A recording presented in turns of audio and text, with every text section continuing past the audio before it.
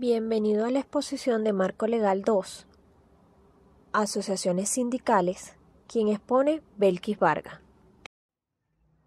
En esta exposición veremos Introducción, Derechos de la Asociación Sindicales, quienes tienen derecho, características, sindicatos, objetivos, clasificación, finalidad, organización sindical, constitución y registro, organismos competentes, requisitos y conclusiones. El movimiento sindical frecuentemente practica la política de conciliación de clase.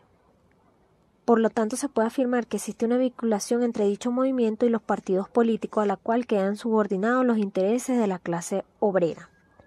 Hasta ahora hemos podido constatar que los dirigentes obreros conservan el viejo lenguaje de la defensa de los intereses de la clase obrera, de manera que en el seno del movimiento sindical persiste la concepción relacionada con que el movimiento sindical debe servir a los intereses de la clase obrera.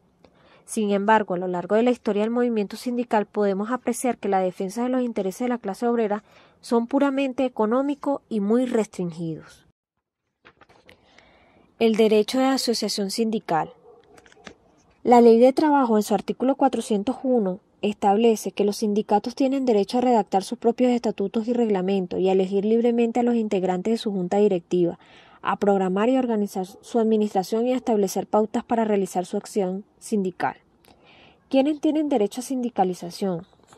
Son titulares del derecho de sindicalización los trabajadores del sector privado y de las empresas de Estado, cualquiera sea su naturaleza jurídica, que cumpla con los requisitos que establece la ley y los respectivos estatutos de la organización de que se trata.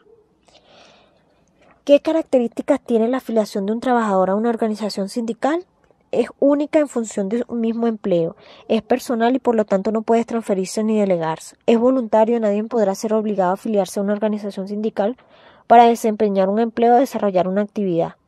Ningún trabajador puede pertenecer simultáneamente a más de un sindicato. Objetivos de los sindicatos. La Ley Orgánica del Trabajo, en su artículo 407, establece: los sindicatos tendrán por objeto el estudio, defensa, desarrollo y protección de los intereses profesionales o generales de los trabajadores y de la producción, según se trate de sindicatos de trabajadores o de patronos. De estos objetivos se extraen las atribuciones y finalidades de los sindicatos, de acuerdo al artículo 408 de la LUT. Los sindicatos de trabajadores tendrán las siguientes atribuciones y finalidades: protección y defensa de los intereses profesionales y gremiales, representación en las negociaciones, conflicto y procedimiento de conciliación, vigilancia en los cumplimientos de las normas de higiene y seguridad industrial, creación de formas de mejorar económicamente a los asociados. De acuerdo al artículo 409 de la LOT, los sindicatos de patronos tendrán las siguientes atribuciones y finalidades: proteger y defender los intereses generales de sus asociados ante los organismos y autoridades públicas, representar a sus miembros en las negociaciones y conflictos colectivos de trabajo, promover, negociar, celebrar, revisar y modificar convenciones colectivas de trabajo, representar y defender a sus miembros y a los patronos que los soliciten aunque no sean miembros del sindicato, realización de programas de educación técnica y profesional, así como preparación de estudios y proyectos que mejoren la vida profesional o la vida económica de la nación. Clasificación de los sindicatos. La Ley Orgánica del Trabajo, en su artículo 410, establece que los sindicatos pueden ser de trabajadores y patronos. El artículo 411 de la misma ley, que los sindicatos de trabajadores pueden ser de empresa. La Ley Orgánica del Trabajo, en su artículo 412, establece que son sindicatos de empresa los integrados por trabajadores de cualquier profesión que presten servicio en una misma empresa, incluyendo sus sucursales ubicadas en distintas localidades y regiones. Profesionales. La Ley Orgánica del Trabajo, en su artículo 413, establece que son sindicatos profesionales los integrados por trabajadores de una misma profesión u oficio, o de profesiones u oficios similares o conexos, ya trabajan en unas distintas empresas. De industria. La Ley Orgánica del Trabajo, en su artículo 414, establece que los sindicatos de industria son los integrados por trabajadores que presten sus servicios a varios patronos de una misma rama industrial. Sectoriales, integrados por trabajadores de diferentes patronos pero de una misma rama comercial, agrícola, de producción o de servicios, sin considerar tampoco la actividad que estos desempeñan. de patronos. Podemos afirmar que la legislación vigente no define ni clasifica los sindicatos de patronos.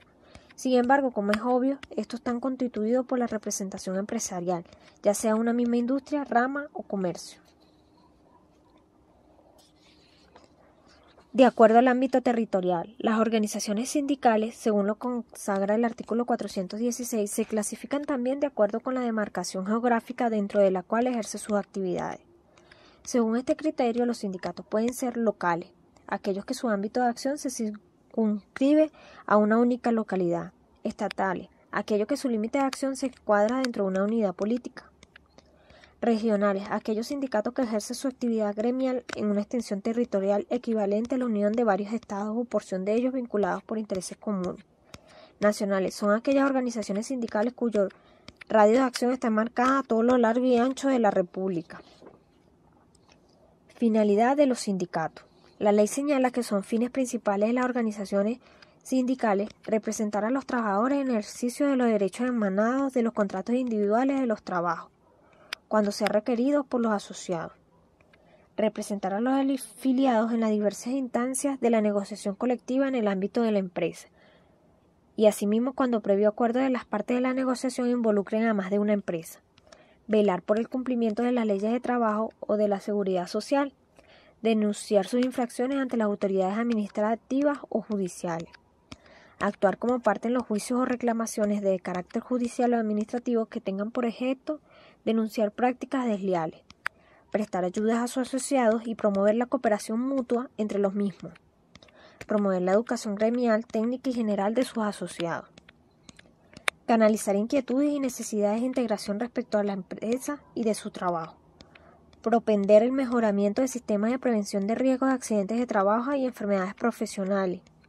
sin perjuicio de la competencia de los comités paritarios de higiene y seguridad, pudiendo además formular planteamientos y peticiones ante esto y exigir su pronunciamiento; propender el mejoramiento del nivel del empleo y participar en fusiones de colocaciones de trabajadores; en general, realizar todas aquellas actividades contempladas en los estatutos y que no estuvieran prohibidas por la ley. Constitución y registro de una organización sindical. El sindicato, como cualquier otra asociación, requiere de ciertos requisitos y pasos procedimentales tendientes a adquirir su personalidad jurídica, con la cual el sindicato adquiere la capacidad para ejecutar en forma válida actos procesales y poder ser parte como demandante o demandado por sí mismo o representación de sus agremiados, en los juicios en que él o estos últimos tengan interés. Es de todo conocido que para formar una organización sindical es necesario efectuar de manera preliminar una actividad clandestina dirigida a promocionar entre los candidatos a construir dicha asociación. Organismos competentes. De acuerdo al tipo de organización sindical que se persiga constituir, deberá escogerse la autoridad administrativa de trabajo por ante el cual debe tramitarse y debe considerarse para dicho fin la extensión del ámbito territorial del sindicato. Si es un sindicato oficial o nacional, la formalidad del registro debe efectuarse por ante la Inspectoría Nacional del Trabajo. Si se refiere a sindicatos locales o estatales, deberá registrarse por ante la Inspectoría del Trabajo con jurisdicción en el lugar señalado en el acta constitutiva como domicilio de la organización sindical. Requisitos. En nuestro país, los requisitos que deben reunirse para la constitución de una organización sindical se encuentran señalados en la legislación laboral vigente a partir del artículo 421, del cual se desprende que los promotores de dicho sindicato deben dirigirse ante el funcionario del trabajo competente a través de un escrito contentivo de la solicitud de registro y el cual se le debe anexar los siguientes recaudos. Acta constitutiva. Es el instrumento por medio del cual las personas interesadas en la fundación del sindicato manifiestan su expresa voluntad, la cual debe ser otorgada en una asamblea y debe indicar la fecha y lugar de la misma. De igual manera, es necesario que contenga la identificación plena de los asistentes de la misma. Es costumbre que se incorpore al nombre del sindicato la denominación de la empresa. Si se tratase de un sindicato de empresas, si fuera un sindicato profesional que incluya la profesión u oficio de los miembros fundadores. Y si fuera un sindicato industrial o sectorial, la rama industrial o actividad económica de sus agremiados. Asimismo, el acta constitutiva debe indicar el domicilio escogido como el centro principal de las actividades del sindicato. También el objeto y finalidades del órgano a fundarse. Finalmente, el acta debe estar suscrita por todos los miembros de la Junta Directiva, provisional o definitiva y en mayor ocasión por todos los miembros asistentes.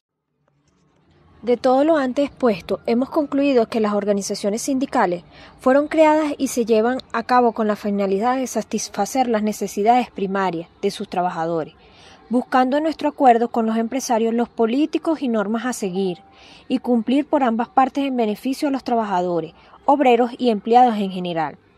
Todas estas mejoras es pro del trabajador y empresario, quedando expresado en una convención colectiva de trabajo en escala nacional, el cual debe establecerse para un mínimo de 2 años y un máximo de 3 años, porque va con la relación al aumento del costo de la vida y por ser tan impredecible se aseguran beneficios al trabajador para ese lapso de tiempo, el cual debe cumplirse por ambas partes una vez registrado el acta. Gracias por su atención. Belkis Vargas.